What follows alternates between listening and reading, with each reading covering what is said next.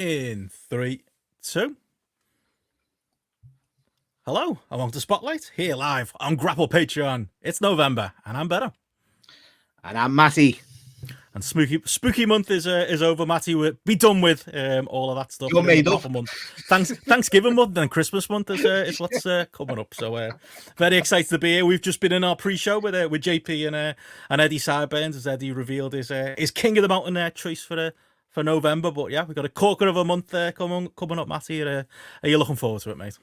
Oh, mate, this month, Benno, as I say, it's going to be unbelievable stuff. Even though I'm away for a few days, mate, it's just going to be even better when I come back. Some great shows planned. Double King. Paris. Sorry, France, Paris, yeah. I'm going to Paris on this coming Wednesday until Saturday. So I'm really looking forward to that. But you're going to Paris this month. I'm going to Toronto. JP might be a dad again. Don't know what Gareth's doing. He's probably in Spain or something at some point. But, he's in Portugal and he then goes every week, doesn't he? Pretty much. It's going to be a patchwork month coming up in November. But yeah, without any further ado, as it is the first spotlight of the month, we are here to reveal our plans for November. And yeah, we just had King of the Mountain Eddie Sideburns making his pick. I'll be updating the graphic as we go, Matty, but I can formally announce you need to do like the music in the background, around like the music or something like that. November will be the launch of the GRAPPL Hall of Fame inaugural class for 2024. That will be the show that's going to be kicking us off for the month. We've been knocking this idea around, like all great ideas, Matty. It came up during GRAPPL ads, as we talked about in the intro to last week's Spotlight, as we drunkenly argued over who the 5 best wrestlers of all time were. And it's kind of ballooned now into, well, Dave Meltzer's got a Hall of Fame, and we argue about that. And you know what? We could maybe do this every year, couldn't we? How about we come up with a GRAPPL Hall of Fame? So what we're going to be doing is going to be me, you, Gareth, and JP all together, going through on our Patreon. Or we'll have ballots. Each of us will be putting forth 5 nominees for the GRAPPL Hall of Fame, plus 3 wildcard picks that we're calling them as well, Matty, that are going to be included there as well as possibilities. And then basically we're just going to argue for 3 hours until we come to some kind of conclusion of the first 5 nominees for the GRAPPL Hall of Fame. Eat your heart out, Dave Meltzer. Well, maybe Roman Reigns can get in this one straight away, Benno. That's what we'll argue about this one more than we'll argue about Dave's one, yeah. But really looking forward to it. As you say, it snowballed in it from an idea about that to creating this. So I'm very much looking forward to that debate. It will go off at some point because there's a few in my head. If they don't get in this 5, mate, I'll kick off, Benno. So it's going to be one of them shows. Andy is asking in the chat here, what's the criteria? So we're going to be fair men. And again, we might have drunkenly came up with this in the pub, so it's currently being just settled down. But essentially, we're saying, Matty, aren't we? We're going to have 4 main criteria for it. It's going to be in ring. It's going to be charisma / mic skills, i.e., character, that type of stuff. Drawing. And we're going to have historical significance. So not a million miles away from the Observer Hall of Fame. We're all going to be marking those 4 categories out of 10 and coming up with our own ballots and our own numbers, which will be subject to change once we do get on air. But I'll be fighting you, Matty, and argue. Basically, it came out of me saying the Undertaker was a 6 out of 10 wrestler. That's basically where this came from. They're the 4 main categories we're saying. We'll argue about each criteria. That's what it's going to be a good show. We're going to debate certain ones in certain categories, which I'm all for, mate. I cannot wait for this. It could be a long one. What makes a good wrestler? That's going to be an argument, isn't it? What makes a good promo / charismatic wrestler? What makes a good draw? Gareth's already been going as far as Gareth's found literal spreadsheets with people's house show business while they were world champion. Telling you, Matty, the inaugural GRAPPL Hall of Fame might be Jack Swagger's year once we get to it. Won't be fucking Randy Orton's, but we'll find that Randall's in the top 10. Randall was up there. He's very, very high. But only in that category, mate. I've done some digging, Ben. I've got some rating stuff to go. I've got can't wait. Going to come out with loads of facts and figures for this one. It's going to be a wild ride. This show. It's going to be it's going to be a ball. I'm sure it'll just be a few hours worth of arguing, which is kind of what we do best around these parts. But yeah, essentially, we'll have a round 1 where we all come up with our nominees, and then a round 2 where we argue it down, put the numbers forward, and come up somehow with a at the end of the night, Benno, we won't be able to argue with as you say, the numbers. Whoever's got the highest ratings are going in. So that's we'll all have to begrudgingly do it. My favorite part of it now, because it was originally going to just be the 5 best wrestlers ever that we're going to put up with, but now once we've done, because this is still, it's going to be that, because it's our first Hall of Fame, first class is going to be by definition in our minds the 5 best wrestlers ever. next year when they're gone, and then the year after it, mate, in 2054 when we're arguing about we'll get down low enough that it'll be Randy Orton versus that's when Daniel Bryan will get it. Yeah. Well, we'll see, mate. We'll see. You're gonna have a fun Tuesday.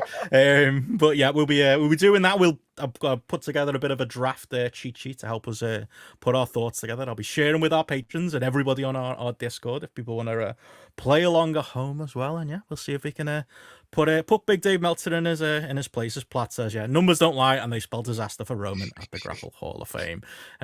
Coco beware too. It's probably not going to end well for him, but that's the big one that's going to be kicking off the month that we're all looking forward to doing. And on top of that, like I say, Eddie Sideburns did say in the pre-show, we're going to be doing it's not the Jeff Katz Wrestling Revolution project, but it's the underground version of it, Matty. I mean, I've never even knew it existed, and clips are seen there. Nick Jackson talking in some, like, I don't know, was it like a abandoned warehouse talking to some woman? It just looked amazing. What was WRP Underground is essentially what we're going to be doing.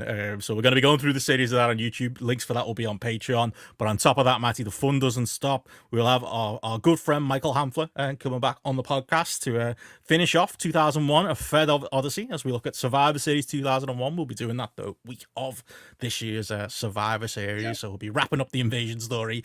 Some would say thank God, but I've had a bit. Little Birdie has told me, Matty, the first hour of that podcast is going to be can't miss, as we actually we found the earliest evidence of the two doctors Fed interacting with one another on the UK fan forum in what year, 2007 or something like that. We're going to be talking that, and we'll be talking Survivor Series 2001. Mate, you say it's the end. It's not the end of the 2001 Fed Odyssey, but it's the end of the invasion. There's still another show that we've got to do. Probably guess what it is. Yeah, people can guess, but really can't wait for this, Ben. Every time he comes on, it's just unbelievable stuff. So really, this month is stacked, Ben. This month is stacked. That's it. And the very last show to plug will be our must-see mixtape, we're kind of calling it. The must-see matches mixtape with other King of the Mountain, Mark Buckledy, who's had this one in the locker for a little while, been holding off for the right month to deliver it. Mark will be joining us Mark of must-see matches fame. Like I said, we're getting a lot of people from that little universe on this month, and we'll be talking through. It'll be matches that made the must-see matches list, is the idea, isn't it, Matty? But are ones that haven't been seen. So it'll be you, Gareth, and JP doing that with Mark while holding the fort down while I'm in Toronto. Unless JP has 4 babies before then I might be on it. But that's basically the current idea. That is, yeah. And I'd say Mark will be on to expertly break down the actual, the thought process behind this and how he's going to choose the matches and etc. So it'd be good to have Mark on the pre-show to explain that. I'm really looking forward to that show, and the whole month, Ben, as I keep saying, this looks like a stacked month. Unbelievable stuff, and the usual stuff as well, Ben. Spotlight, weekend show, retro is all in there as well. So it's a mega month. Technically 3 pay-per-view month if you count the one last night. I'm not sure I do, but obviously the reason I won't be around for must-see matches is I will be in Toronto and then New York for a Full Gear Live. So you'll be getting my live take of that on a live spotlight at the end of the month. Weekend show, retro, all of the normal stuff. But yeah, GRAPPL Hall of Fame month, Matty. Who can wait? It's gonna be great stuff. But yeah, that's all the plugs out of the way. Everything going on. Obviously, retro will be coming with you and Gareth as well. But we are here, Matty, as it is at a Sunday. We usually come on a Sunday when there's a pay-per-view to talk about. And like I said before, guess there was one yesterday. WWE Crown Jewel to talk about from last night, Matty. Yeah. I was going to say, you didn't have a late night, got a nice little early bedtime. That's probably the most... the clocks went back, so it was an hour early as well. It's usually 6 p.m. as well, wasn't it? 5 o'clock. Got caught by Dynamite on that this last week. Didn't get caught by... Crown Jewel, unfortunately. I don't know really where to start. Paul Levesque did do an interview where he did say apparently the WWE and Saudi partnership is here to stay for all its, I was going to say positives and negatives, for all its negatives. He looked particularly fucking knackered, didn't he? Triple H on the kickoff, Benno. With the kickoff. He was so weird, wasn't he? Angry or something being his bonnet, whether it was the flight. Like usually with these tour and shows around the world, he's usually up for it and encouraging the fans to shout stuff and chant and that. He was basically taking the piss out of the fans in that kickoff show. What was up with him? Well, they were chatting for WrestleMania, and he was like, "Yeah, WrestleMania, it's in Las Vegas, Nevada." And then him and Michael Cole, the little laugh together. Yeah, it was strange behavior. Where did it stack up for you then, Matty, as far as have you been on the that's what I want to ask. Have you been on the Discord in the last 24 hours? I noticed this when these Crown Jewel or when these evening pay-per-views are going on, you log off. I was trying to clarify what we said when we were drunk about this this GRAPPL Hall of Fame yesterday, and I just knew you weren't going to text me back, because I knew you weren't going to open your phone. One, because you'd seen it was a text from me, and two, because it was like you could just tell you're avoiding all the anti-Fed talk on the Discord that was somewhat rightly going on yesterday. But yeah, you went cold turkey, mate. I did, and you know what, Ben? It was one of them. I always do when the WB shows are on. And to be fair, I did pause. I started it about half an hour after the fact as well, so I was, for spoilers, staying offline on purpose. But I'm mixed on the show, Ben. I mean, it had a lot of stuff that I liked, and then it had a lot of stuff mainly because of the actual, the matches themselves, like for the titles, the Crown Jewel titles. I was never into that before it started, and the lads done the best in the main event, especially to get you involved in it, but it just didn't land anywhere with me as well. So it was a mixed bag for sure, which I'm sure we'll go into. Dissect. I'm going to call it the weakest WWE card of the year, so get ready for that, Matty. I'm even counting the balloon one in that. It was a weird show overall, in that obviously, I said this on Weekend Show, which shouldn't get lost in the conversation. The fact that these shows exist is disgusting and continues to be disgusting, and it's a real fucking shame. It's just become so normalized, as actually we talked about on Spotlight last week. It's just, at this point, through attrition, sports watching, as JP has been saying, is working. When you look at football, when you look at boxing, when you look at all of it, and a lot of that was caked all over the show, both in like the intro video, which is always like a hard watch. They go so heavy on how great the Kingdom of Saudi Arabia is, through to the ending scene, and like you said, these gigantic belts, and that's a gigantic negative. It is not a counterpoint by any means. Slight positive, I would say, about this show. The crowd seemed into it. It's somebody, I think somebody said on the Discord, can't remember who it was, but I was thinking at the exact same time, it is a far cry from the original Saudi shows, where it was just blokes on couches and everyone's just wandering around kind of. There's genuine fans now. There's. The catchphrases are over, the wrestlers are over. It's not. It's one of those you never want to baby with the bathwater is kind of the expression. But be careful how I say it based on this subject. But the people who were there in the stands, the actual people who are just generally civilians, none of this is their fault. They are clearly at this point just WWE fans who were there to watch a WWE show. And to be fair to them, they were into all the catchphrases. They were into a lot of the big moments. Tried to take over a match, which felt like a bit like a European card at one point in the show as well, but a marked difference from what it used to be like. So there is that. Even at the kickoff show, Benno, I noticed that as well. It was like one of the European kickoffs where the fans were genuinely infused to be there. As you say, the catchphrases and all the chants and the musics are all over, and they did seem genuinely into it, which was a positive. That's it. So yeah, it felt a little bit less alien, but to get into the show, we'll start from the top, Matty, because your boy opened. I don't know what's going on here, but I feel like we've had conversations on this podcast before where Roman Reigns is the rightful main eventer, Cody Rhodes is a paper champion, and Roman Reigns doesn't curtain jerk for anybody, Matthew. First out the curtain for his team was part Roman of Reigns. The story, Benno. Part of the story. It is. No, we're here for half an hour. Let's go. I'm ready. I'm ready for this. I'm ready to Thoughts? It is what it is, and it's one of them, as you say. It's a Saudi Arabia show, so it's one of them as well. With that, doesn't count.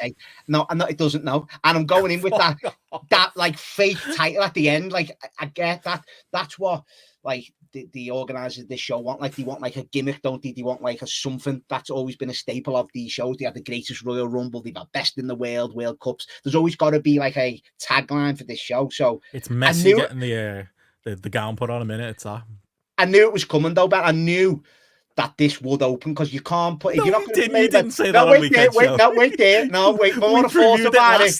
No, the more I thought about it, I thought to myself, that's got to go on last with the gimmick of the show.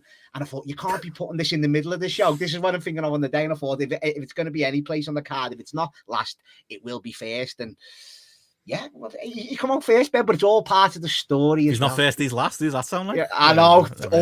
Awful comparison. This. Let's move on from the intros. But it is, all seriousness, all joking aside, it is part of the story when Roman's standing there watching Jey Uso come out. He can't believe after all these years. We're following along with the story, Ben. After all these years where Roman said how many times, "You'll never be nothing without me," he finally gets to see what Jay's become on his own, Benno. And it was Roman's facials in this, don't give a shit what anyone says, is why I watch this fucking business, is why I'm still. I watch it for good wrestling matches, but anyhow. You do it. You do that and be bored. Cold fucking arenas with cold wrestlers. You do that, mate. We've got it going through our fucking veins, Benno. No. This is characters. This is story you can watch week to week, Ben, and believe in and be a part of, mate. I love it. Let's start with the story then, because like we talked about it on Weekend Show when it came to fruition. Like something's off here. Something is. I said this on Twitter. I said it on the. You might not have seen it, Matty, because you've been avoiding me. But like I 100% am with you in that this Bloodline story is like the hottest thing they've got. It's gigantic. It's the quarter hour that we showed in SmackDown last week comparative to the other quarter hours. It's still box office. It's can't miss, but they're trying. Because like it feels like it's like the conversation we had last week when we did State of WWE. They've clearly plotted this story out, but the pacing of this thing over this last week is all over the fucking show. Like, never mind the fact that like we fast forwarded to Jimmy and Jay making up last SmackDown. Then on the tape SmackDown this week, the biggest possible moment in the story that I know you were waiting for, with the three of them coming back together, happened on a tape show that, let's all be honest, no fucker's gonna have watched. Like, or like a lot of people. That in a minute, though. Okay. A lot of people have skipped that before the pay per view, knowing it was an early pay per view on the Saturday. And then like Raw last week had the Sami Zayn thing kind of come out of nowhere. Flash forward to this match, maybe I'm jumping ahead too much to the post match, and that happens there. But like, they have sped this story up something rotten to the point where like, this match, which should be a big deal, and I'm with you, Matty. I speak your language. Honestly, I'm not one of them people. I understand why you're so invested in it. I understand why this 6-man's a big deal. They didn't make it a big deal, though. Like, it felt like it got announced on a couple of days' notice for a B pay-per-view, kind of out of nowhere on a Raw and SmackDown that people weren't fully engaged with. It was bizarre to go to this really important chapter in your story, Matty, and there are good and bad stories, and get to at this point. It's just not been very... I'd say for a story that can't miss, it still hasn't missed. Yeah. But execution-wise, it's been weak for this little portion of it. I will say about the tape stuff, where I first seen that last week after SmackDown, and then after I seen it on Twitter that happened on the second tape show, and I seen it on Twitter. Even my first reaction was, bloody hell, they're doing this on a tape show. And then I was more thinking about it, said on the Weekend Show, they're doing that, leaking it out so they might get a good rating for the tape show, because they usually do die a death, don't they? But genuinely, when you watch SmackDown, it's still come, because I was thinking this is going to come across, they're going to sweeten the crowd, audio and stuff, but it's still come across like a big moment. It could have been bigger if it was live, but all things considered, it's still come across great though, Benno. It did. I'm not just saying that because I would have go wait there. It did come across great, and it got good reactions, and it looked well. And then we're going. I can see what people mean about this, but it's one of them. I'm people. Yeah, you are. But I will say, it's all to build to this big War Games, which we've all knew is going to be the one, isn't it? So, yeah, if it, in an ideal world, it's only it's another 3 or 4 Raws, isn't it? With this Raw being taped as well. 3 or 4 in Saudi. It's 3 or 4 SmackDowns, and that's what they're going to hold it on, is the Sami Zayn stuff, really, and do all that stuff, which, yeah, if I'm being totally honest, I don't think it's been sped up. Maybe it's not like 3 weeks down the line, maybe just one more TV show, down the line, but it's one of them. But I'm invested. I'm eating everything they're doing. I'm loving everything they're doing, so I can't really nitpick because I'm still on the edge. First thing I said when Sammy, we're jumping ahead to it, when Sammy kicked Roman, was like, well, it's SmackDown. I can't wait for SmackDown now. Do we need that's my... We'll go... I mean, the matches are nothing match, so we can wait. It was like, genuinely... Even I was... Can we come down to watch it? Me and him were talking for the first 10 minutes, because even we literally... You didn't need to see the first fucking 10 to 15 And apparently it's one of the shortest Roman Reigns pay-per-view match in the last 3 years or something like that. Yeah, it is, yeah. Didn't feel like it. But we'll get to the match. Let's talk that. Like, the Sami Zayn stuff, like, that's part of the argument, though, isn't it? Like, that is a gigantic chapter in the story to do it in your words, in an opener at a Crown Jewel show. And also to like I say, there's enough. I'm with you. I will back you up. There is story here. There are layers here that, like, you know, yourself and people like yourself absolutely love, that they can play off, and Sammy's relationships with everybody. I think you can do that without like having Sammy join in an opener and then immediately go into dissension. Like, just feels cheap. Do we really need to go to that? Like, surely there's a better story to tell, no, with all of these people's relationships and them coming back together and all of that. Do we really? One, I mean, the story of which bloodlines are going to pick, like, no, that was predictable. That was bad. But they didn't tease it long enough for it to even matter. And then now that he has joined, he booted Roman. What's going to happen? We'll know what's going to happen next. It's like, that isn't real. It's manufactured drama. I would put to you, Matty, when I'm defending you in your ilk here, there is drama and there is story there they could play off instead of manufacturing this. It's a weird left field thing to do that feels like it's done to fill the next 4 weeks of telly, when it was already a layup to fill the next 4 weeks of telly. Just tell this story, but slower. No, but I agree. The first bit, like where he did tease to join Solo and that wasn't great. But then I am big time into when he haluva kicked Roman. That saved it for me, Benno, because even I was thinking, oh God, they're just gonna, where they all cornered Solo in the ring, and I was thinking, oh God, they're just gonna do Solo in and he's gonna get pulled out and we're gonna have a bit of stare off. I was bang into the haluva kick, so that saved the whole thing for me, genuinely. Because at first when he come out, even I was like, well, we all know, because even I was saying, wouldn't it be great? And then we would have had a whole lot of discourse if Sami Zayn just haluva kicked Jay in the corner. Just give us a twist, give us something different. Do you know what I mean? I would have loved that at the same time. But it did save itself. Keep repeating myself. That haluva kick did save it for me, and I can't wait for SmackDown now. I genuinely can't. And I know what you're saying. It's going to be more. You'd be more invested, I think, in the dynamics. Like, I'm telling Triple H of all people to slow down and tell his stories because he's the world's slowest storyteller. But it's like he's hit fast forward at a really weird point. No. There must be something, though. But I keep saying that there must be something gigantic coming down at War Games or. But as I said on the weekend show, to tie into the finish of the match, I called the finish. Solo needed a win, whether anyone likes it or not. I didn't see that coming. He had to, and Roman had to take the fall to continue the story that Roman's telling. That, like, Jay keeps saying this. See, you're saying there's a lot of layers, though, Ben. He genuinely is. Like Jay saying on Smack, they've all got to be equals. Roman taking the pin and seeing Jay being so over. Roman might see himself as below Jay now and all that, and he's got to come, and that's where Heyman has to come back and maybe save and pep talk him. There's loads you can do, but that was the absolute right call. Whether anyone likes Solo or not, he's been beaten to death. He needed a big win because that singles match, once again, whether people like it or not, has got to happen with Solo and Roman. They booked this stuff. He didn't have to be such a loser, did he? That's another weird thing that feels like a change plan, because they'd clearly been emphasizing Jacob over Solo. And he'd been a bit of a loser in his role, which, you know, as you'll argue, was pretty much the gimmick. And he's good at playing that gimmick. He's good at playing it, though, isn't he? He's a natural to being a loser. Why? He's had a good few weeks, though, to be fair to the big man, Ben. He's shown a bit of personality. Yeah.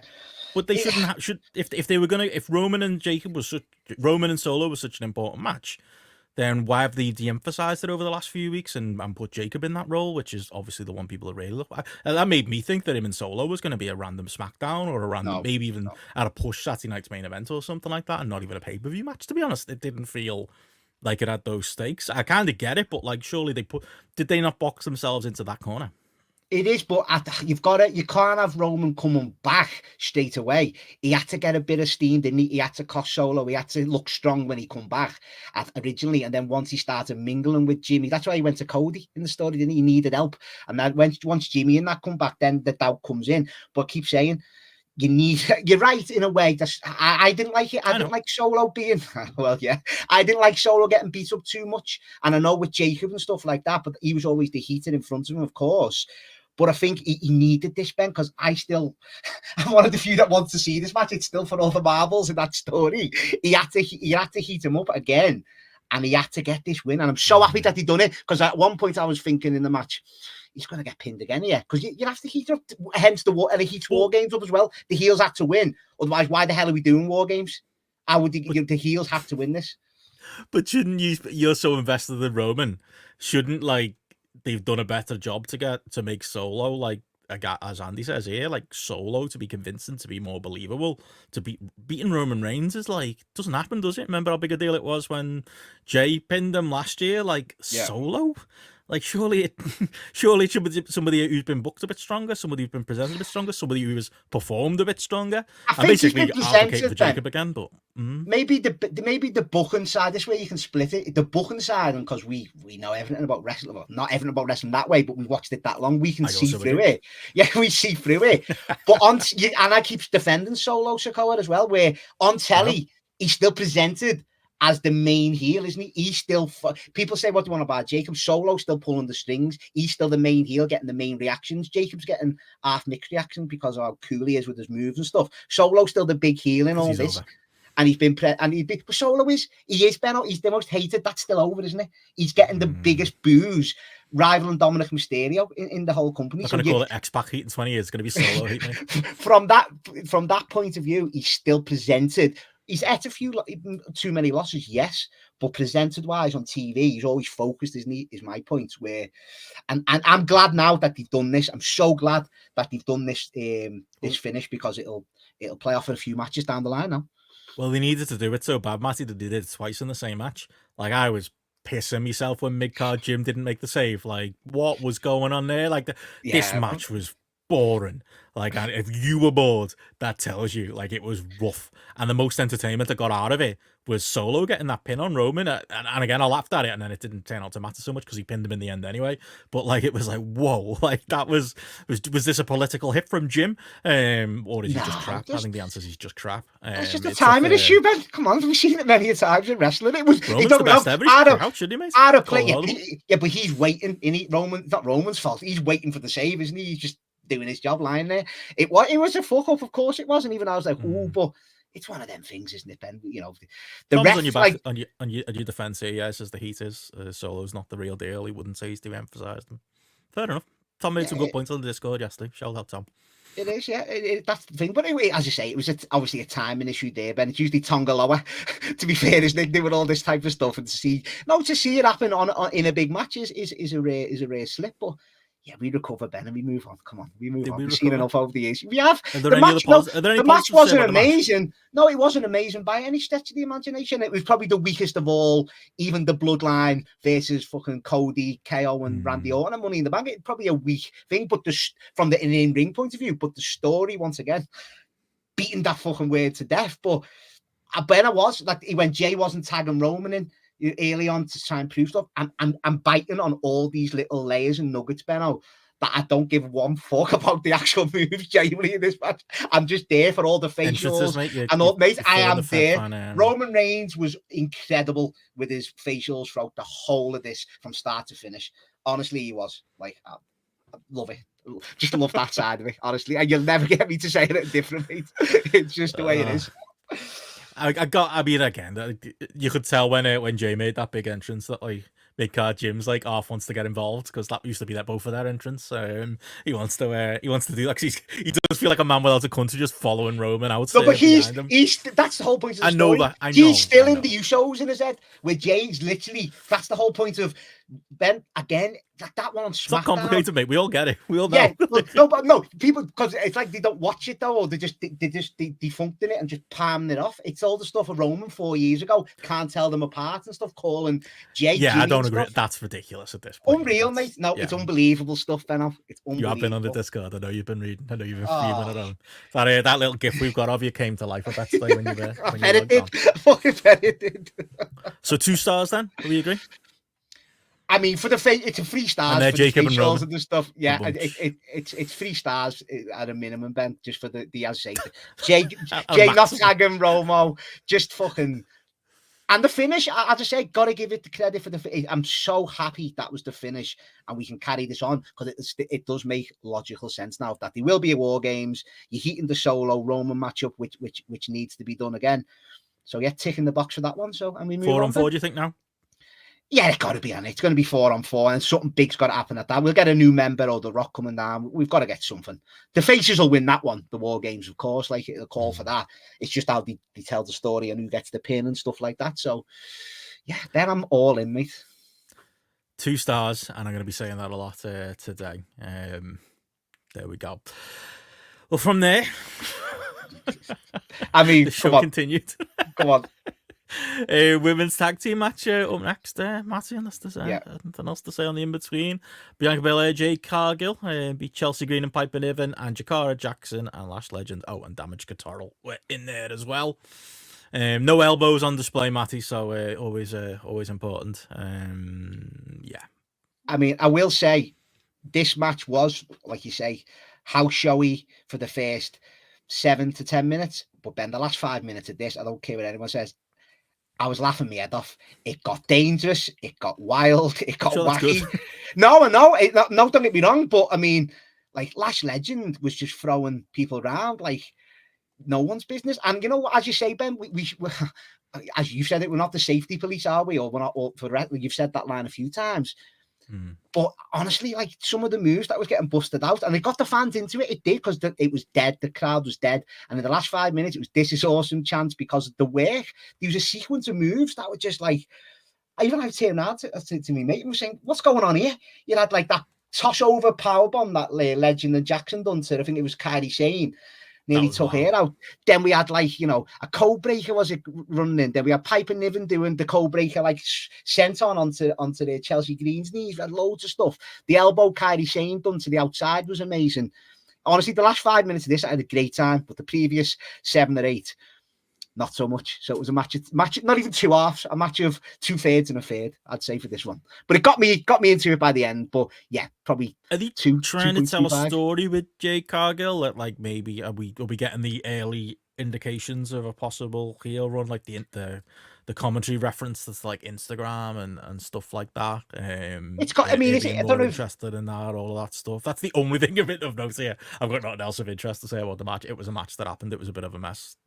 I don't know whether it's too soon Mania for Cargill versus Belair, this Mania coming, but as you say, that maybe they're throwing little hints in there. But I mean, I'd do it. But once again, it's something we said all along. Will she be ready by WrestleMania to have a pretty much high profile 10 to 12 minute match? You know what I mean? So only time will tell. And early indications are at this point, Ben, if we're being totally honest, probably not. So maybe keep it in that tag team for a little bit longer. But we shall see. But yeah, the last 5 minutes, I had a fucking ball of a time at this match. Hilarious. That little run where there was like just spot after spot after spot, and they all ended up on the outside. Like, again, funny probably shouldn't be a thing you should say about I know. But at least it was that. But outside that was it. A Michinoku driver as well by Piper Niven to figure Lash Legend when all these moves again. I was just, you know me, man. I was. Well, at least I know who Lash Legend is now after all this time, so I learned something. Can't believe they're on the main roster. Legend and Jackson. Genuinely can't believe they're there already in big like big focus matches. But yeah, as I say, but sometimes I'm big on that. You've got to sink or swim on the job. You know what I mean? So we'll see how they go. I should book some good wrestlers instead. You know? Jordan Grace is right there. Like, and there's others now. Okay, fair enough. Let's move on. Well, from there, we went into Seth Rollins versus Big, his nickname, Bronson Reed. Gotta say, first off, Matty, Bronson Reed looked the business here. And I'll defend... Tribute. Yeah. Emmett slapped like half with like he looked like a mid-90s, like, you know, when like the early 90s when the steroid trials meant that like Vince and WWE couldn't book any big muscle heads and everyone got sacked, and you know there was all that going on, and then all of a sudden like they were into fat fellas, and it was like, who's on telly this week? Fucking Bastion Booger, King Bong Bundy, Yokozuna, Bam Bam Bigelow. He fits right into that. Like it looks 90s, like the gear and stuff like that. And you know, I'm sure our listenership are going to be, you know, there's some that are into this stuff and some that are not, but the stuff with Braun Strowman has been, you know, was entertaining on those Raws, and the Seth thing was set up really well. You know, that angle, like as we talked about on Weekend Show, is like reminiscent of something from the mid-90s. They did a hell of a job, like re-hitting him up and making him a main character on Raw this last while. All that is to say, to then lose to Seth, not any more freaking Rollins. What did we predict on this one? Did we both go with Seth? Because like, I watched it and went, fuck, I wouldn't have booked that. I guess they rate Seth, like they see Seth as a big guy. They're going towards Seth and Punk, you know, soon. So maybe, I think that is actually what we did say, wasn't it, on a Weekend show? It's WrestleMania, Benno. Get that in your diary. That's WrestleMania, mate. But I think a real shame for the Bronson Reed character, to be honest, to go through and so definitively, like it was, you know, couple of what you call it, curb stomps and done. That was it. Yeah, but they did. I totally agree on I knew Seth would win, but if we're looking at it from a logical point, like Reed should have won. Yeah, he should have, of course. But I think it's the way Triple H does things. He protects his big. He reads these like mid-carders up, gets you a match against your stars who he sees. You lose. I guarantee you Bronson Reed will get his win back on Raw. He'll win Seth on Raw in a big match where it won't mean as much. No, that's what I it is. thought they were teasing. I honestly thought the opening to the match, like he was going to go over. I was like, oh my god, they're going to do a Brock Lesnar type thing where he just smashes through them. Would have shown some bollocks there. Seth Rollins would have been all right. Would have been fine. You know, it's going to be a while till he wakes Punk. Yeah, and Seth, to be fair, if he took the loss, he's over, isn't he? So he could take the loss and not be affected by it. Yeah, but I disagree a bit. I think they did protect Bronson Reed with the one on the steps as well. You know what I mean? So he took a few curb stomps, one on the steps where he tripped up took the dropped hold on the steps, curb stomp on the steps, got a bit of hard way blood as well off that stomp on the steps. Old Seth being not the safest worker, going all Bret Hart here, and then a curb stomp in the ring and one off the top as well. So they protected him pretty much in the finish, but yet if we just tells you where he is, doesn't it? He's clearly not moving up. That's it. He's maybe not, but you know, he will never get a Jonah Rock fan. No, I can't. He'll never be like a main eventer or not. Let's not get it twisted here. But he will get that win on Raw in a gimmick match where Seth probably doesn't have to take the pin. It might be a last man standing again or something like that. He will get, because the way he stood up after the match, and even Seth was like looking at him, he was like, next time we do this thing, guarantee he'll get a win back. 100%. But the match was good. I did like this match. I did think Seth looked good. I think even Bronson Reed, they had good chemistry together. He's that indie type worker I've seen in PWG and stuff, Jonah and stuff. So he can do this type of stuff. And I thought this was to be honest, been a really good match, in being honest with you. Near that 4-star range for Seth Rollins, Benno, yeah. What do we go? I'd say 3.7. No, I enjoyed it. I thought it was really good. 3.75, I'd say. 3. Fair play to you. It was a match. Moving on from there into the next match on this show, Nia Jax and Liv Morgan for the prestigious, Matty, Crown Jewel women's title. What is going on with this women's division? I kind of get parking it and making it part of the Dominic Mysterio verse, and you know, Rhea Ripley and all of that stuff. And obviously, it seems like she's genuinely injured at this point, but this wasn't good, mate. No, this wasn't. And this was all Triple H's decree that we were going to have clean finishes in these things. Didn't get that either. A lot of nonsense. Definitive winner. We're not going to have no DQs, Ben. I think he meant. I think this was one of those ones where I think everybody looked bad coming out of it. I think Nia Jax I just don't see it. Liv Morgan crying at the end of it like this was hated that. A bigger deal. Hated that. Supposed to be a heel. Didn't really understand that. And yeah, obviously Tiffy made Tiffy to look time. Like even more of an idiot than she sounds with that name. Yeah, like who won with this bit of business here, Matty? Who booked this shit is my question. Yeah, I say this one, and I think we said on the weekend show it could have been a good train wreck, but it was a bad train wreck. It was, as you say, like Nia Jax. Yeah, it was. But even Nia Jax at the end, when taking that like bump off the second rope, like landed on her feet, then went down and stuff like that. And then the Oblivion, wasn't it? Like they played on how she won the title off Rhea at SummerSlam, the same finish with Dominic's helping and stuff.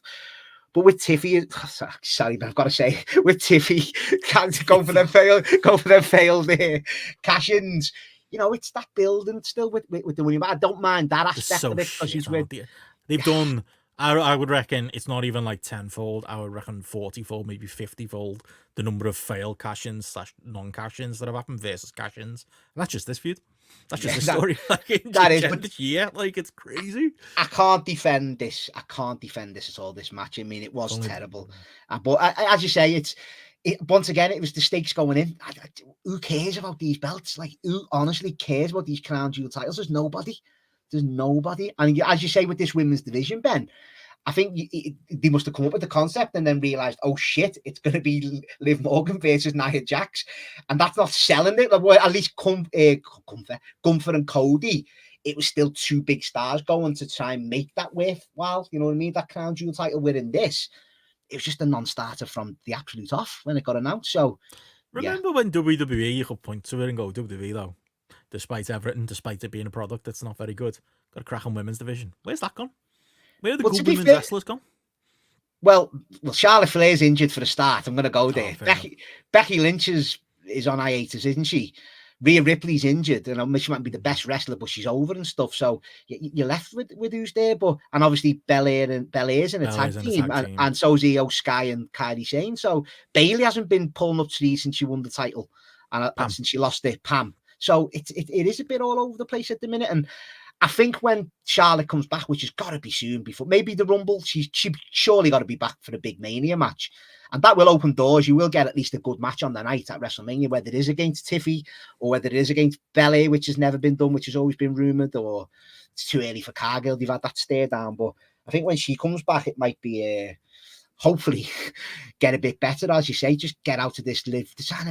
Liv Morgan has been better. I have given praise character-wise, Ben, but that crying, like, she was the worst for that back in the day. Like, she's meant to be this ultra bitchy type heel who stole someone's fella and stole everything from someone, and she's in there crying. Like, I know it's all real emotion, but it just wasn't for me at all. That just you know what I mean? It's Triple H hugging her. Like, what are we doing? Yeah, like, what are we doing?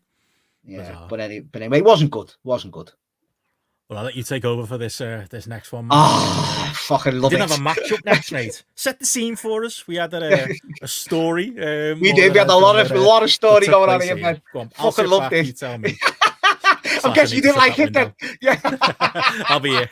Go ahead. All right. Well, we had meant to have the big story match of Kevin Owens, the dastardly new psychotic Kevin Owens, going up against old Randy Orton, old veteran Randy Orton with the bad back. And like I said on Weekend Show, I thought this would be more of an angle, but it literally was an angle because we didn't even get the bell ringing for the match here. And we had KO taking Orton out at the start with a chair, and it just escalated then into like a wild brawl. We had officials coming down, Davari taking a bump into the air to the ring post. We had the referee taking a stunner, which he saw Eddie Arango earned his money there. What a sell that was on the Stone Cold Stunner, or the KO Stunner at this point. That was brilliant.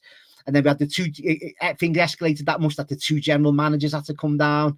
And I thought, well, they won't attack Aldous because they're both on SmackDown. So to drag this story on where Aldous has got to do a lot of groveling or a lot of like defending them to Raw. I knew Pierce had taken RKO, and old Adams always wanted to get physical, and he bet on them old Ring of Honor shows and watched. I'm always a little fan of Adams. So he took that RKO brilliant, to be fair to him, and that'll carry that on.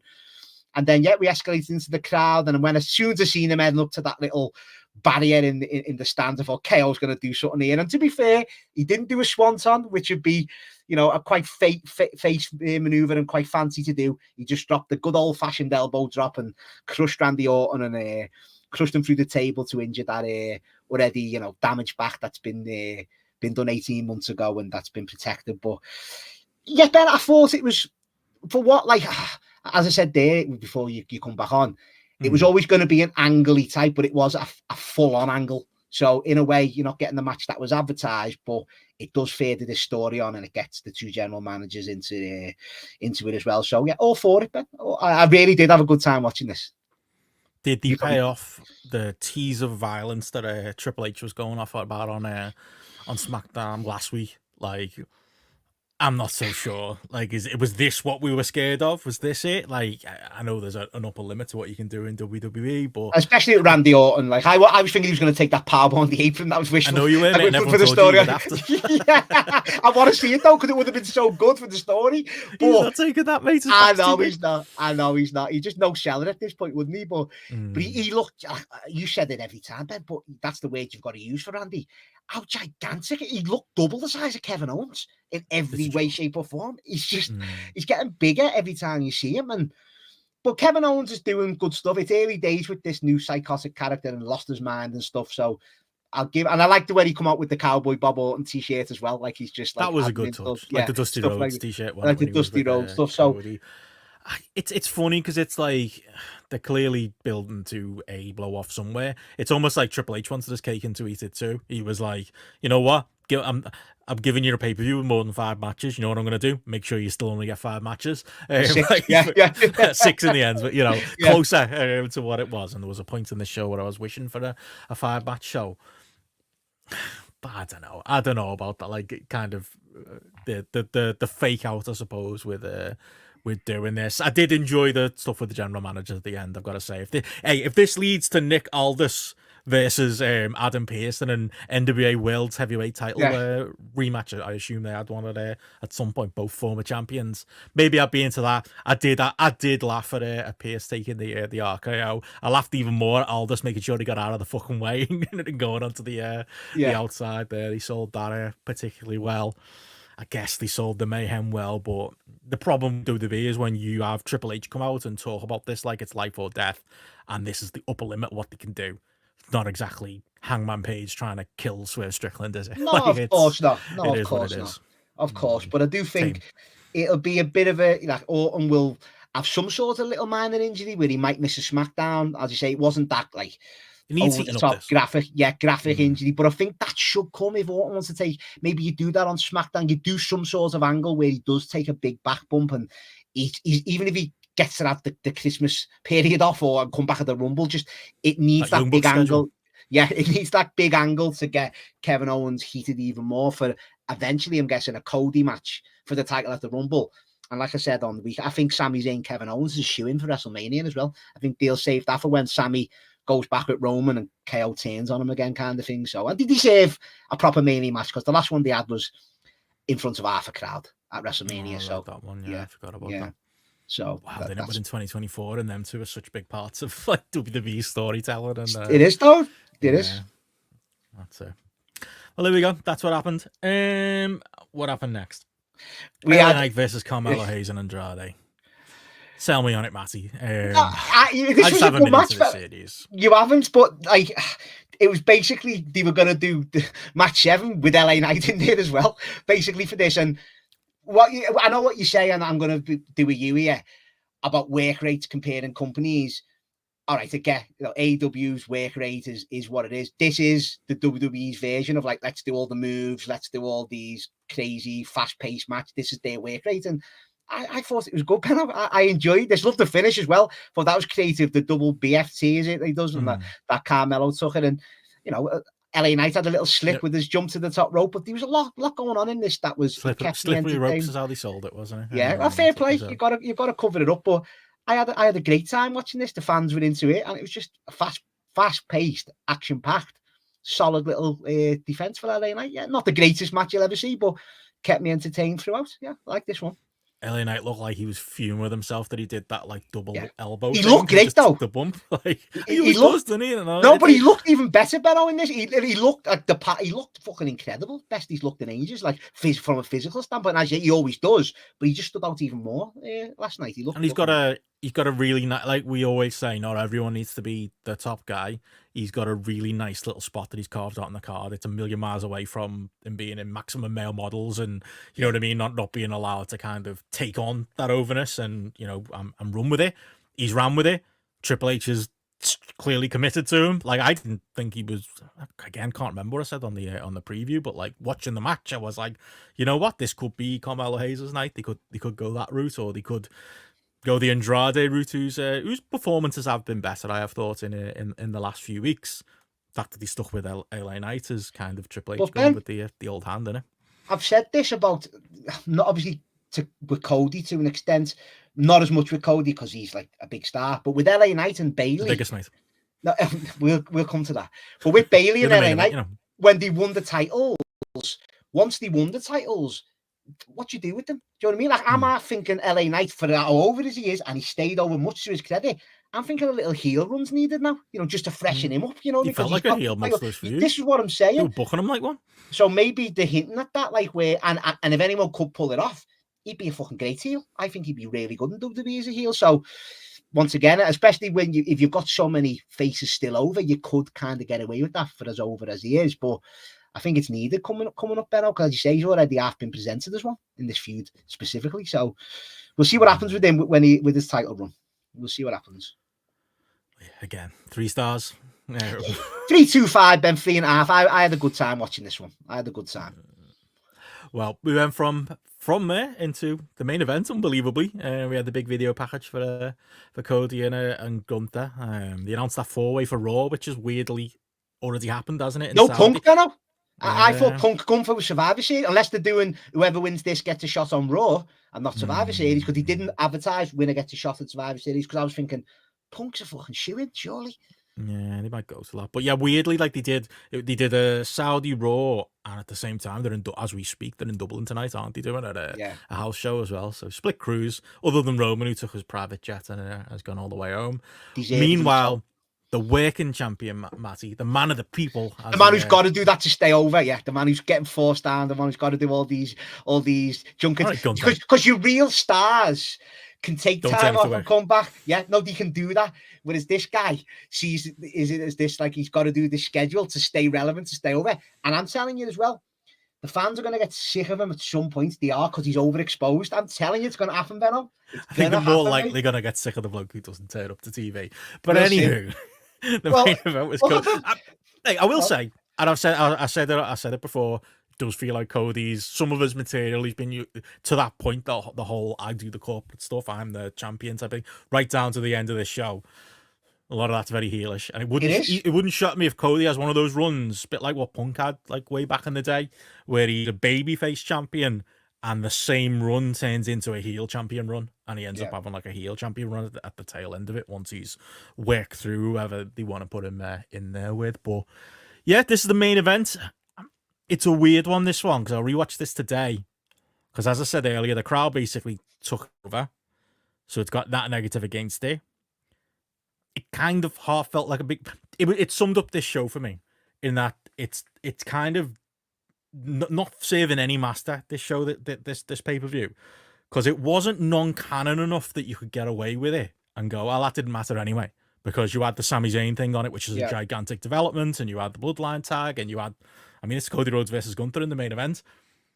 But then even though it was like more of a canon kind of Saudi show, it just still didn't feel like it in the building. Because like, yeah, there was something just extremely phony about this match, because like I'd intellectually watch it and go, these lads are working a good match here. You could tell. Definitely. Gunther had a very specific, it felt like an old, like kind of like 80s match type of thing. It felt like, I was going to say big man, then Garrett will come for me. Tall man versus... somebody said he's looking bigger to me on Twitter today. I'm not sure if that's true or not. On the interview with Joe Tessasor, is it? When he was sitting down, he looked like he put a bit of beef back on his face. I've noticed. Okay, I'll take that. Because I didn't say that on the opener. Jacob is putting the chunk back on, and I'm a big fan of that. I'm a big advocate of that, but that's when I get the most Gareth. Jacob Fatu shouldn't be doing top rope moves unless he's bigger than everybody. Otherwise, he's just another cruiser. Loving that for him. I'd love it for Gunther if he puts it back on too. But he worked a really intelligent final boss type of match with the babyface fighting from underneath. And intellectually, I could see that happening before my eyes.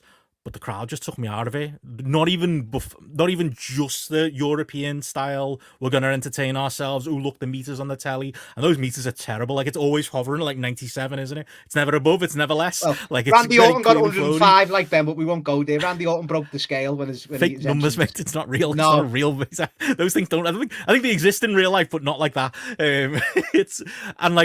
But they brought this on themselves, didn't they? Like, this is what they've done by having these European shows, playing it up like, oh, we had this amazing crowd in France, we had this amazing crowd in Italy, and it kind of ate itself in this one because the crowd were just amusing themselves. Meanwhile, you could see Gunther was getting probably legitimately annoyed, and like there was a couple of points where he made Cody harder so they could take a few seconds to let the crowd stop so they could get back to it. Spoken like a veteran. I think he was on the WXW shows where this happened back in the day that me and JP were at with the Bobby Guns chants.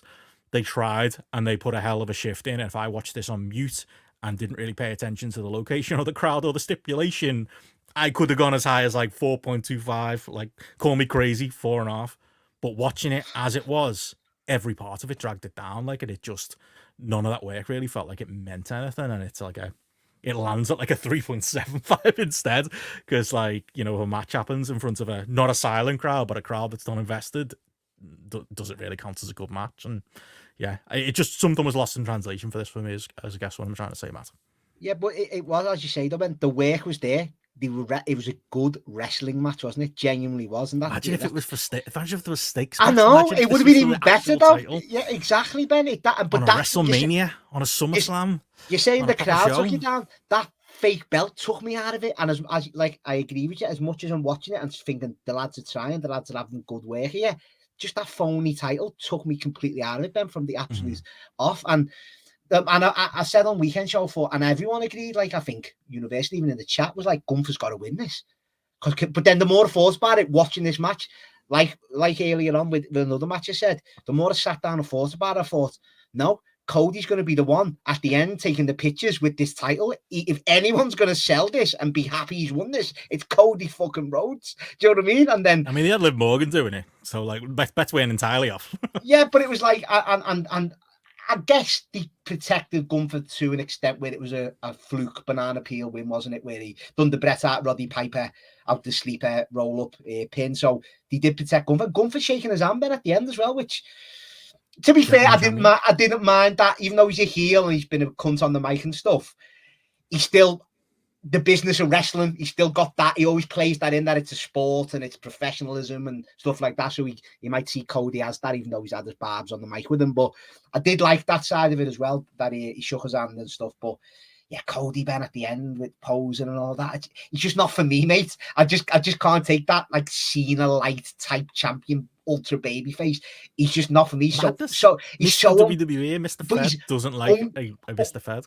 Uncool. It's just Cena 2.0, Benno. He's just so uncool. How can you like him? How can you think he's a cool wrestler? He gets away with it. He just smiles it, though. If it's just him in wrestling, he's great, but I can't separate that other side to him, knowing he's playing this, if you get me, in real life. Because as I said, even said to Crewy watching it, like, he's good. I like Cody Benno. He's good when he does his angles and he's that. But then he's just that other side to him that I know he's a bluffer and I know he's a smarmy and that fakes. He's got that fake laugh and fake smile mastered to a T. How can you like someone like that who's just so phony at the same time? So which is why the heel run's going to be incredible, isn't it? Oh, no. If he was a heel, Benno, I'd be a bigger fan of him than you. Totally. I hate baby faces. I hate pure white meat baby faces. Can't stand them. I don't disagree with the criticism, but I think for me, it's like we said last week, just more impressive that he continues to be as over as he is, despite those negatives. He turns. I'll always say that to him. Yeah, like, always and that's something that I think could only happen in WWE. It wasn't going to happen in AEW because the crowd did turn on him there. Yeah. When it comes to the finish of this match, I am actually surprised they didn't kind of call it, because I suppose maybe you're right, and it's just the celebration nonsense they wanted to do at the end, but you could have found some way to do it. I was thinking along the lines of Gunther's like this final boss, big baddie type of wrestler, so you'd want him to win and Cody can get away with selling the loss. Where actually I think what happened here, and Roman Reigns opened, power play, Matty. Cody Rhodes main evented, Cody Rhodes went over. Cody Rhodes is the actual proper champion, and they wanted to protect Cody Rhodes more than they wanted to protect Gunther. And to be fair, I didn't hate the finish. If you were going to do that, doing the old Bret Piper, whatever, Bret Austin, whatever the comparison you want to make, it's not the greatest thing for Gunther, but it's slip on a banana peel stuff, isn't it? I wish it hadn't. Yeah. I wish that Randy Orton match wasn't still in everyone's brain from the last Saudi show, actually, wasn't it? When they had a similar slip on banana peel moment, but this was a way to protect Gunther and a way to kind of give Cody the underdog win, and it's not a definitive win, but it's a type of win Bret would get against Diesel, isn't it? It's the type of win. You can go back to this as well, Gunther can say you got lucky with a roll up, and then when you do have this match where it means more, they'll have a better match and a more decisive finish. Can we pretend this didn't happen when that happens? Can we do? Yeah, can we, just do like we can both agree with Mick and Pac here, Benno. Yeah, we pretended Joe and Punk didn't happen on Collision when it eventually took place at all. Oh yeah, I forgot about that. A lot of that. I might have done a podcast a lot recently. That's that thought. Yeah, I didn't mind the finish, and again, I thought the work in it was good. I thought Gunther. It was all-time great bully in wrestling. Cody is just a great babyface for selling. I like the high spots. Overall, thought it was a good, well-worked match. It just happened in a weird vacuum, and that is these Saudi shows summed up. That is exactly what they are. Yeah, as you say, that's where the show for me, Ben, was a complete mixed bag, because maybe I sounded more positive on it than negative, but I probably did on the reviews because I did. Samoans, surprised you weren't fucking Nia Jax. She's related to The Rock, Surely you should have been defending that. No, I like Nia, but that was a terrible match. All the other matches, Ben, I did enjoy from an in-ring, except for the two women's matches, really, and obviously the story in the opener. But yeah, whenever it's got story advancing, Benno, I'm always going to be fucking literally like loving that. I cannot wait for SmackDown. I can't wait for it. We'll be doing these, mates, until whatever year when the Bloodline has got like new members in 10 groups. We'll still be doing this, mates, for sure. There we go. That's the show. I would stand by it though, Matty. Where's the pay-per-view of the year? I'm trying to think whether what right. No, I don't know, Ben. I'd have to think about that. Bash in Berlin was pretty middling too. Yeah, but the others have had more going for them. King and Queen of the Ring, I wasn't big on, except for that was better than this. Gunther and Randy Orton. I'd have to think about that one. But yeah, I would say it wasn't. It's just I enjoyed the in-ring for most of it, like I've just said. But I just was not into the overall Crown Jewel titles and the marketing and gimmicking of the show. Like, it really was awful. The minute they announced on the last pay-per-view, I just wasn't on board with it. It was just nonsense for me. Let's forget that ever happened now. Let's move on. They're not using them on TV. WrestleMania, mate. We can't move on. No, your Las Vegas tickets will become defunct when they go, actually, we're doing it in the Kingdom of Saudi Arabia instead now. Can everyone change the flights? Move to Survivor Series. I don't think they'll get a WrestleMania first. I think they'll get a Royal Rumble or a SummerSlam. I don't think they'll give the Mania first. I think they'll go with another Big Four event first. They get one maybe in a decade, but I think they'll get another one first. Well, let's go with you've got some pretty big news coming out of this. We'll go to the firings in a minute, but actually I'll jump ahead to one that feels relative to kind of this story, and obviously came out on the same day as the pay-per-view. Bill Goldberg, Matty, is his retirement going to be on a Saudi show? As he was on the ESPN coverage of Florida versus Georgia college football. He said the pair 3 executives, Nick Khan, Chris Legentle, there's that name, and Paul Levesque, in 2025, Goldberg's having his retirement. I think we know the subject or the victim, probably the front runner right now, who it is, and he apparently pointed to a picture of Gunther. 2025, Goldberg makes his return/retirement match. He's talking in the third person. By the way, it is Goldberg talking. I got a couple of months to get ready. No date, no time. So we'll see. And I'll be honest. Sounds like it's on. Selfishly, that's a Saudi match. That's a proper Saudi match. That. Selfishly, I hope it's WrestleMania though, Benno, because I've never seen Goldberg. I just want to be there and just never seen him live. Didn't you go to the WCW tapings in Manchester? Maybe like no, Thunder didn't Dynamite, go. Nitro. Yeah. Freudian slip. Impact. No, I didn't. No, I've never seen thrillers, mate. I saw them all beat up Kevin Nash. It was a fucking great angle. You weren't in the building. I know, Benno, gutted, mate. I would have loved to have seen that live. Sting came out, and my little brother, when you used to get like those red magic eye type things that you could, like the LED pen things that you could do. Lasers. Sting right in the face. He was made up. Yeah, laser pen. Sorry, that's the word I'm off for. Made up with himself for that from the back row of the MEN. Ruined. Watch the entrance to that Thunder, and you can see it as his handiwork being done. That's a shame. You've never seen Goldberg though? Never seen him, Ben, and I'd love to see I know, but I like the way Cena's on the WrestleMania adverts now, and I know that's not his retirement match; it's his last WrestleMania. So you could have that retirement match over the 2 nights, couldn't you? But once again, it'd have to be against Gunther, so you're eliminating Gunther from another big match. But selfishly, come on, Bill, put your foot down. Let's have it at Mania. Obviously, this is JP's week off, but with the amount of times when we talked All In the first time and the second time, and JP's go-to was, but Goldberg do his big retirement match. It's quite funny that Goldberg got quite negative on AEW, didn't he, the last time he was asked, and got negative what's it felt really out of nowhere, and then he did that appearance. Quite clearly they've had this in the back pocket. Andy asked, do you reckon he'll demand the last title win before hanging up the boots, or will he put over Gunther? Put him over. Yeah, it is Bill though. It is Bill. Again, not to go all Gareth. That might be why Gunther's putting a bit of weight on, because Goldberg's shrunk, but he'd still look small next to him. It could be, couldn't it? Genuinely, yeah. It's a big. Maybe it is a bit. People are split on Goldberg, I assume, but it's still a big match, isn't it? It's a big star. You know what I mean? And it won't be on for more than 5 minutes, and you'll get Goldberg. Oh, I really want to see it. This could be bad, and I'd still enjoy it. Because it's the type of wrestlers it is. And of course, into it. Gunther could cover. Yeah, and with Gunther on the mic, and the promos and the angles and the build-up would be great as well, just running them down. Was good. When he first retirement run in WWE, he was really good on the mic. But he can play off, can't he? Like where it's like you're a shit, because Gunther's big on obviously being a wrestler. You were a shit wrestler and stuff. He could just play on that, and it's so easily done. It. And I'd want to see it, especially live, Ben. Come on, Bill, let's do it. It's funny the way I'm talking about Goldberg's return run there, Matty. It happened recently. That was probably 10 years ago. On it, you're gonna tell me that first comeback under this regime? 2016 it was, Ben. 8 years ago.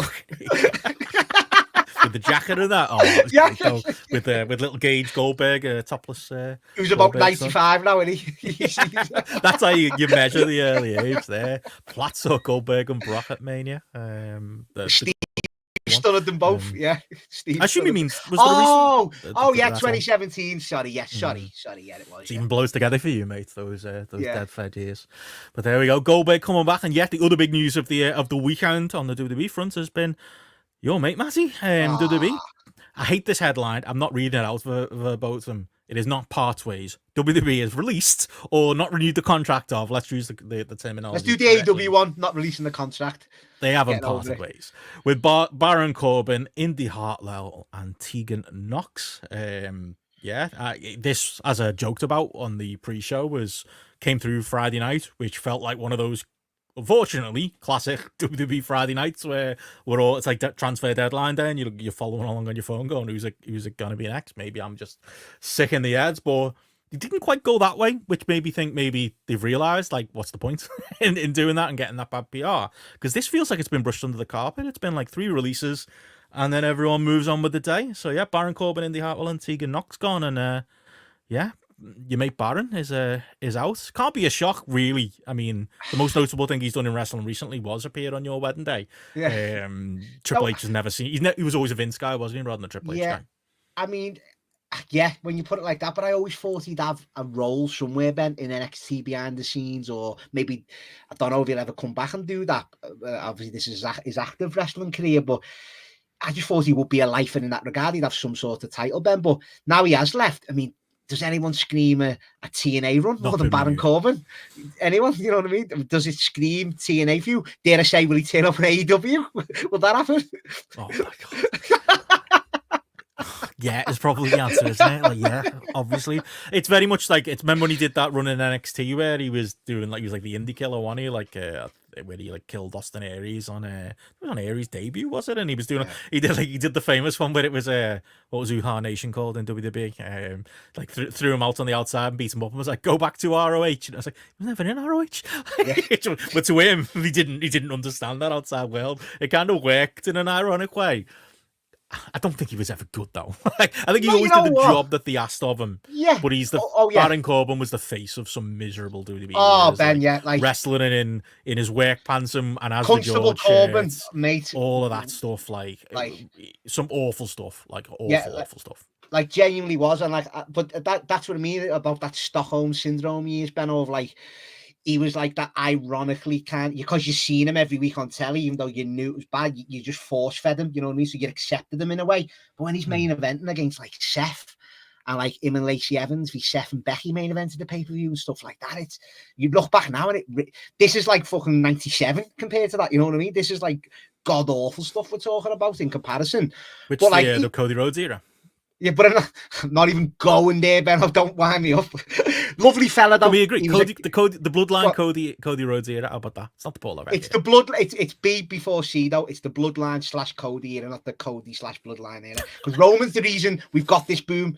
This is why he's the modern Steve Austin in that regard.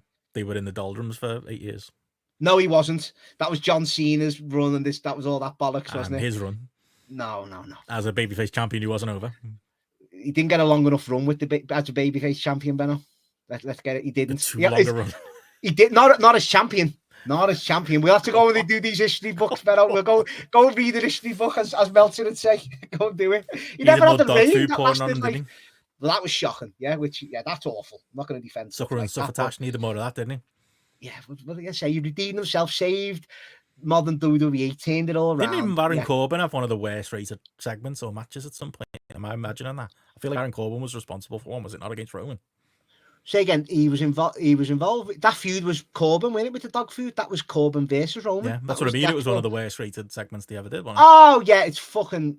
Oh, do you mean rating wise or actual watching it? Pretty sure, yeah. Was it? Yeah. Oh, that's a good. Don't you remember when the McMahons came out and they teased they were going to sign the Young Bucks and Ken? Oh yeah, that period because that's when the ratings died that badly. Was that not that?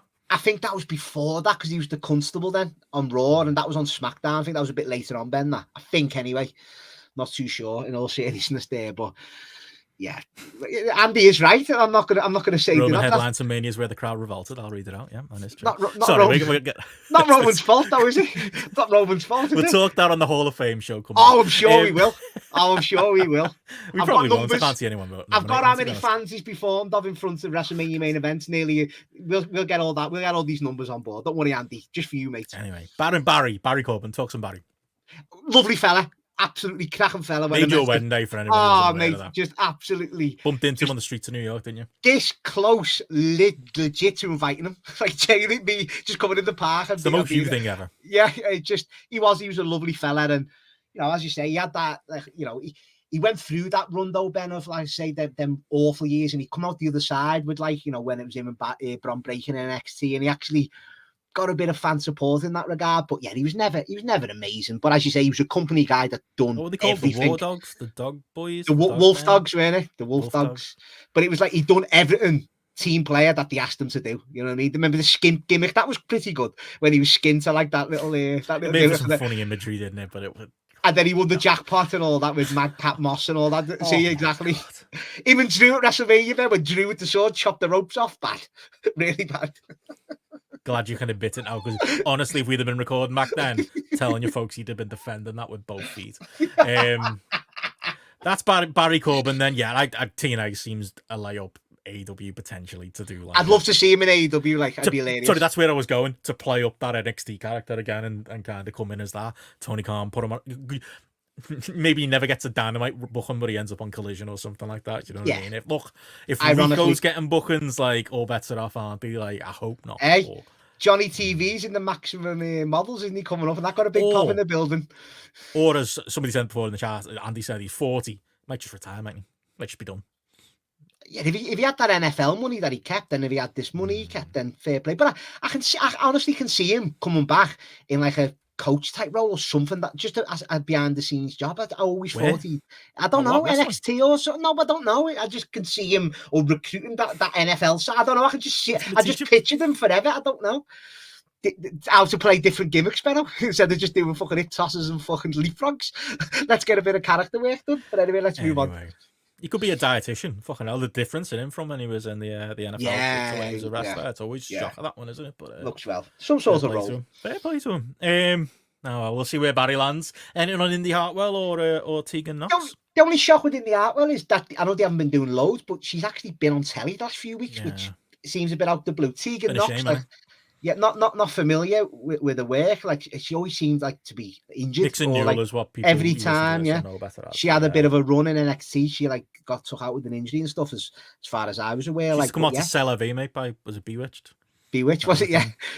Bet that was over, though, to be fair. I was going to say, bet that definitely was over. But yeah, it's it is. She never really got a shot. It didn't feel like, she got one and she got injured. It's somewhere. It just never really lined up for her, really. Like, she was always someone who, she stood out when she was working Progress and other places. She used to do a lot of intergender stuff with Chris Brooks.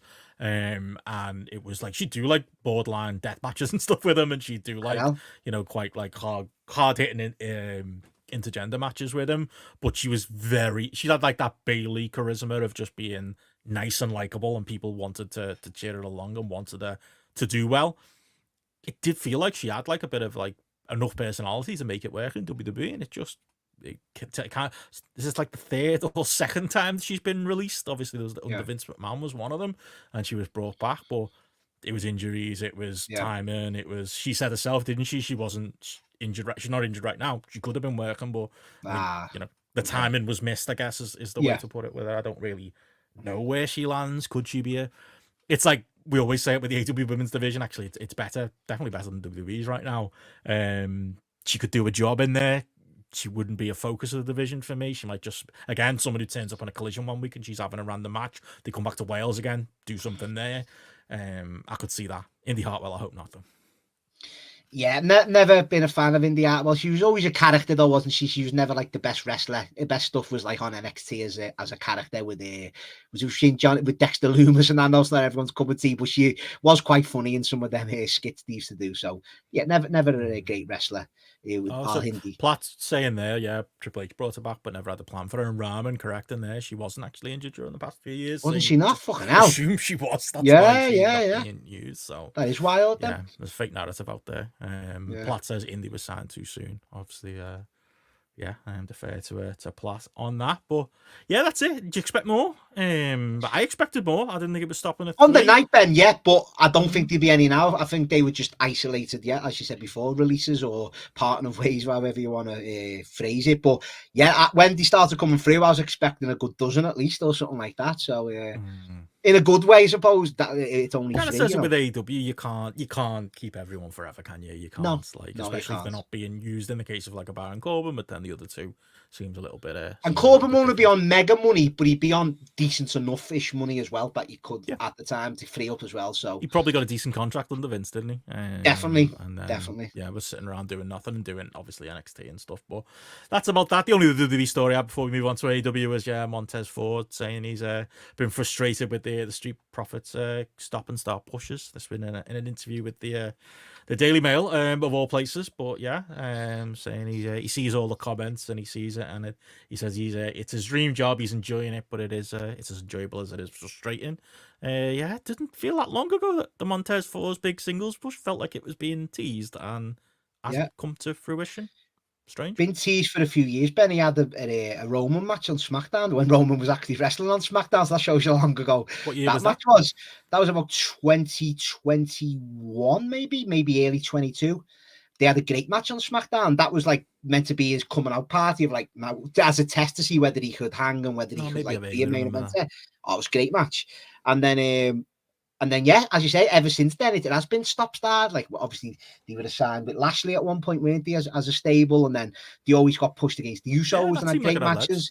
Yeah, so it is, and I do think he's got everything on it, really, though. He's got that charisma. Like, he's one of the most charismatic guys in wrestling, I'd say. As goes that far. He's got everything about him. He's a good wrestler as well. He's clearly the show, isn't he? Yeah, he's not for sure. Yeah, he's got it good on the mic and that. So only time will tell. So yeah, Betty is frustrated. For sure. Well, yeah. Triple H definitely not beating the allegations right now. Maybe he's someone you could absolutely go with. But yeah, other than that, SmackDown was taped as we've talked about. You got your big moment, Matty, and Raw is like I say already in the can as well with the number 1 contender for the world title announced. And yeah, feels like a bit of a throwaway to our Raw coming up.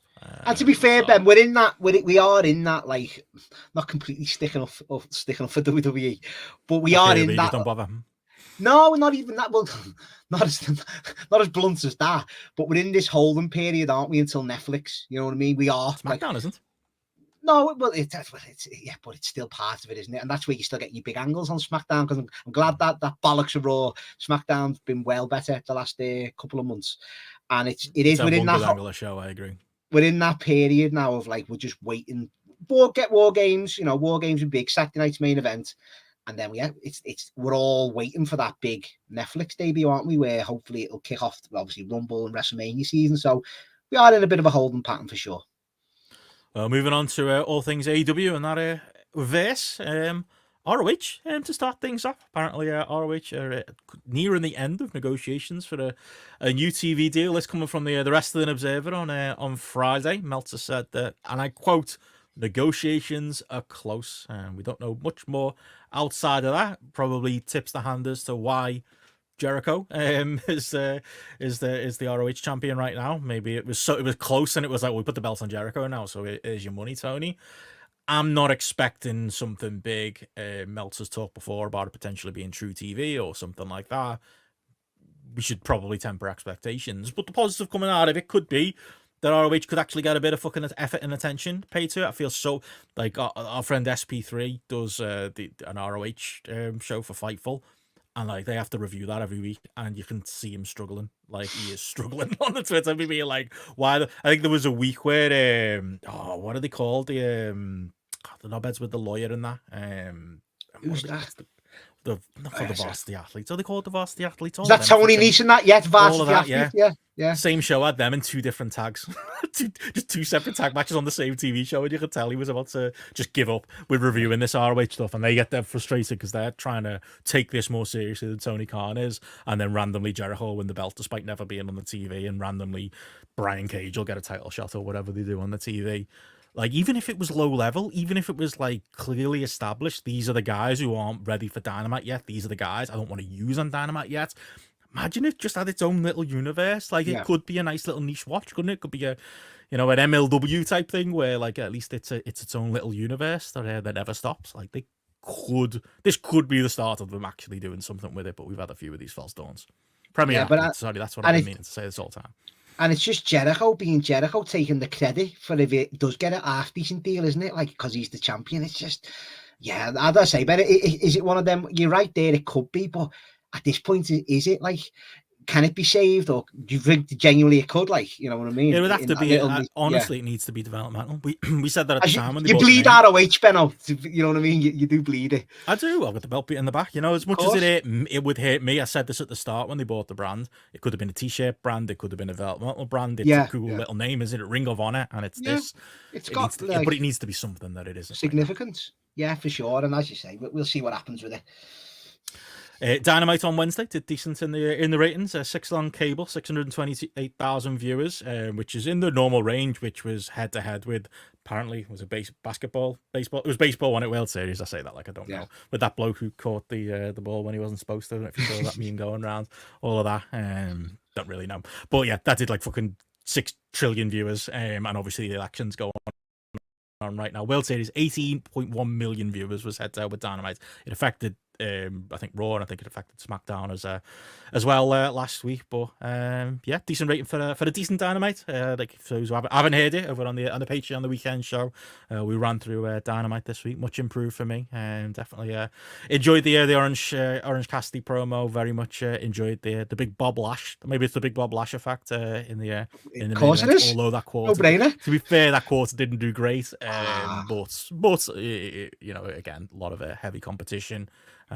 Young Bucks match didn't do great in the quarter hours, which goes against their candidate as a draw. Maybe if you actually just break down their quarter hours in AEW in general, historical significance is the weighty one for them. But yeah, decent rating for a good Dynamite this week. I don't know if you managed to catch any more of it since we talked on Weekend Show.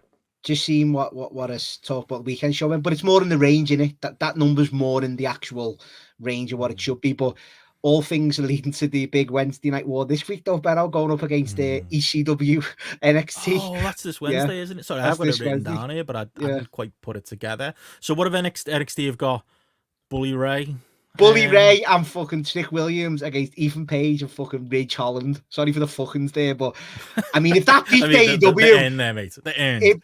If that beats AEW, it just shows NXT can throw anything out there. Because come on, I know Trick's like Trick. I like Trick, but that's a bad main event. That on Crown Jewel, there was like an advert for it, wasn't there? And it's got Shawn Michaels doing the voiceover, going, "Coming from the world famous ECW arena," and it's Shawn Michaels' voice saying anything. For the fucking disdain they gave, like, that's the thing. It's all rose-tinted spectacles now, are this amazing company that happened in the mid-90s in Philadelphia. There's been equivalent companies in recent years. They're very clearly a million miles away from what WWE is. Like, it's so weird to see them, like, playing to that nostalgia. Anything for the win over Tony Khan. But yeah. They've got, like, Van Damme's on there. Dawn Marie is making an appearance. I think she's one guest referee in a women's match. But, they're stacking it up. Like, there'll be a few others turning up, won't they? A few other ECW. A few people celebrating the election after Tuesday. Yeah, there'll be a lot of that. Dynamite, on the other hand, opposite. We've got Adam Cole versus Malachi Black, which was set up on this week's Dynamite with the Magic Malachi Black appearance. Well, Malachi Black just loses here. It'd be good, that, wouldn't it? I'd enjoy that. It's someone, it's an old NXT cohort, so we probably will do the job. Of course he will. Yeah, of course. Shelton Benjamin, I don't do cold job, something like that. Yeah. Fight without honor: Chris Jericho, Big Bill, and Brian Keith against Mark Briscoe, Kyle O'Reilly, and Tomohiro Ishii, who they're continuing to dust out of storage. Stop it. Darby Allin and Orange Cassidy, the Dream Team against Claudio and Pac, which has been earned and built up. Patriarchy confronting Penelope Ford versus Jamie Hayter, Konosuke Takeshita, remember him, and Kyle Fletcher, who had a I'm told a stormer of a match in the Collision this week against Commander. Seen a lot of people whose taste I trust recommending that. I saw the first 20 odd minutes of Collision last night, staying up late. It was weird. There was some very odd adverts, a lot of campaign adverts during Collision. A lot of adverts that made you think, this is the wrestling fan base they think they're going after there. Yeah, that's Collision's an odd watch at the best of times, but I'm looking forward to seeing that match. But Takeshita and Fletcher versus Ricochet and a partner, and the Hit Syndicate will appear to follow up on last week. So yeah, not the most stacked Dynamite, but an okay card. It's following on, isn't it? Everyone's been saying, continuity. It's following on from last week by the sounds of it. You know what I mean? You're not just getting random. Like Black and Cole's been announced at the time, built up last week. Hit Syndicate are obviously going to follow up on that. As you said, Darby Allin and Cassidy teaming up against Mox's crew. So it's all following on then, which is what you want.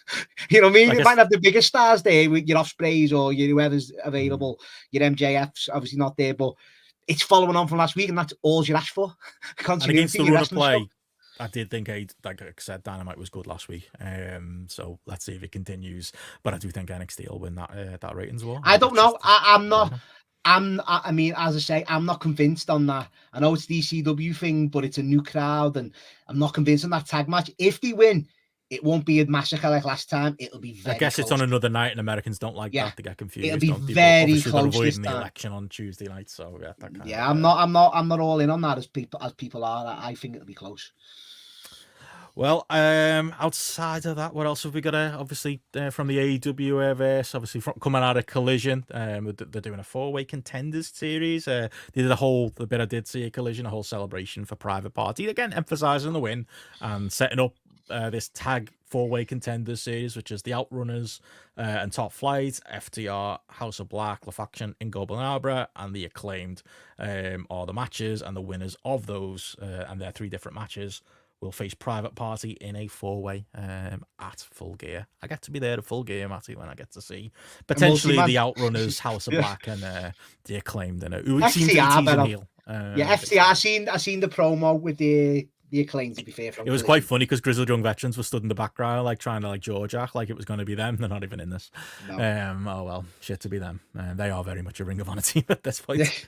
But that's going on, and you say that's the AEW tag team division right now, because the other news we had was that the Young Bucks it is confirmed, are taking a hiatus after they've had a hard year, mate. They put a lot of work in, put a shift in. Had about 16 matches. And you say that as the Roman Reigns fan. The matches they've had have actually delivered. You know, they've had some quiet match of the year candidates this year. The Bucks are just the week-to-week TV where they've suffered. So don't think they'll be missed, but it does seem like they're teasing them coming back as saviors. Saviors of the company. But I don't. It's going to be a double turn. I think that. I can't see that, because you've got to tidy up all the stuff with Kenny and stuff, then, haven't you? After they put him out and stuff. So yeah, we'll see. Some quick news before we get out of here. Former AEW and GCW performer Marcus Hunter retired, Matty, while I cough. What's your reaction to that? He's done. Apparently, a doctor told him he needed to hang it up for I mean, and it's never a nice thing, obviously. But he's surprised the bumps he used to take. You know, I know, for someone with such a small frame as well. Taking all the stuff he took. Bloody hell, he done well, didn't he? You know, unbelievable. So you were going to talk about the. Oh, sorry. Yeah, no, it is. It's just all the bumps he took. And I say that small frame, he done as well to last as long as he did, to be fair. Like, in all fairness, he had some horrific injuries. I think that blade broken leg, was it? Yeah, and I've forgotten he did that little comeback where he was on a Dynamite, wasn't he? Was it Luchasaurus or Jungle Boy he faced out of nowhere? I think it was it Perry when he turned heel? That sounds... Yeah. Sounds about right, but yeah, it's always shite when someone has to retire, isn't it? As you say there, so yeah.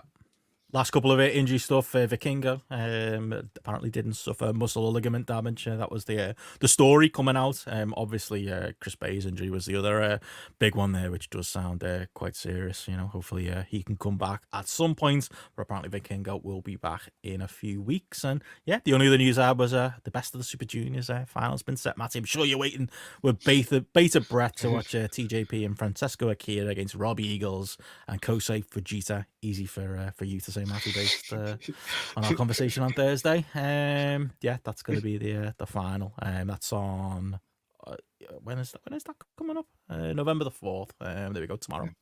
We've got coming up.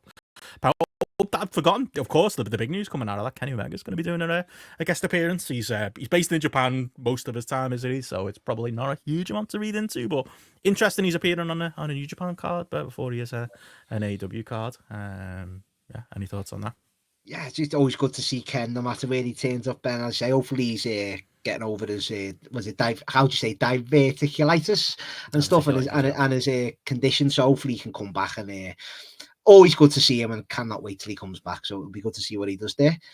Well, there you go. Well, Power Struggle's got Zack Sabre Jr. versus Shingo on it, and Dave Finlay versus Taichi. They're the only other two matches of note there, other than the Kenny appearance and the final. But yeah, unless there's anything else from you, Matty, that's pretty much all the news and everything covered. Nice little easy start to November, mate. We've got a big packed month coming up. As you say, Ben, at the start there, it's a packed month with a lot of twists and turns. Like, we're away and we're making it work, but we always do, Ben. We always make it work. And I'm now really looking forward to the shows that are down, like say Double King of the Mountain month, the Amphlets continuing the Fed Odyssey, the 2001 wrapping up the Invasion, and all roads lead to this debut show, Benno. This first of the month, not even to the last one. I cannot wait. Like, I hope we're not building this up too much, but it's gonna go off at some point, isn't it? Let's be totally honest. And it might just be me and you. It might be me and Gareth. It might be you and Gareth. I think JP will be more on an even feel with us all, but you never even know with JP. It's gonna be debate worthy. It's gonna be so good, mate. I can't wait for it. Absolutely. If you enjoyed our debate last week on Spotlight, you will definitely enjoy this as we do the inaugural GRAPPL Hall of Fame. We'll have Eddie's King of the Mountain show as we look at WSR Underground. We got Flashback with Michael Hamflett, Survivor Series 2001, as we, for now, park the 2001 Fed Odyssey, at least, like you say, the Invasion chapter of it. And, of course, Mark Buchalty joining us for the must-see mixtape this month as well. Spotlight Weekend Show, Retro, more Owen Hart content on that coming up. More is that story done? The free version that'll be on the feed soon. Yeah, that's done now. The story, we had a double first time we done a cliffhanger, episodes 9 and 10. Currently on early access for patrons and YouTube members. Yeah, we don't know when Brett and Owen were at a short little live tag team, and then bleeding into the obvious, Owen matches when everyone remembers at WrestleMania 10 and stuff. And we covered the whole story. It's been really good with that. So next one's a fresh episode. Ben, back to the spreadsheet for Gareth, and he's coming up with that one for the next episode. But yeah, if you can give as you say there, give the Owen second episode a listen there, and any feedback would be lovely. Brilliant. There we go. So yeah, that will be coming out soon. It'll be coming up for time. Christmas time kind of fits. Christmas time, Ben. Oh, you forget we've got our GRAPPL night out coming up and big. A busy end of the year, mate. These next 2 months. Busy time for everyone. Grappies all in there. Busy time for everyone, and hopefully everyone can join us for these shows in the next couple of months. There you go. Well, yep. Thank you to everybody for your support. Thank you to our live patrons who have stuck with us live tonight, as well as all of our patrons, with specific thanks to our Kings of the Mountain, Conor Laughlin, Eddie Sideburns, Chris Platt, Ewan Cameron, and Carl Gack, as well as Simon Mulvaney, who's got a show coming up in January, and Mark Buchalty, who we're getting to his show in November as well. But yeah, we thank you all for tuning in, and we will catch you again for the GRAPPL Hall of Fame. Good night, all. Ta-ra. Scouse.